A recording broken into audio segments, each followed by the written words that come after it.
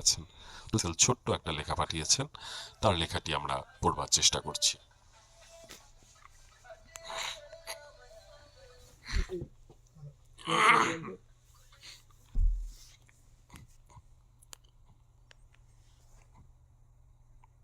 চাইলেই যদি সব পাওয়া হতো, তাহলে বছর 20 আগেই পেতাম তোমায়। হয়তো 1000 বছর আগে বিরহী প্রণয় দুঃখ পুড়িয়ে সুখ ফিরে পেত। নোনা জলে ভাসত না রাতের পর রাত, স্মৃতির পাণ্ডুলিপি পোড়াত না দিনের পর দিন। বাহ! কবিতার শিরোনাম দিন শেষে একা। লেখাটি পড়ে মনে হলো যে এটা বোধহয় একটু বড় লেখা।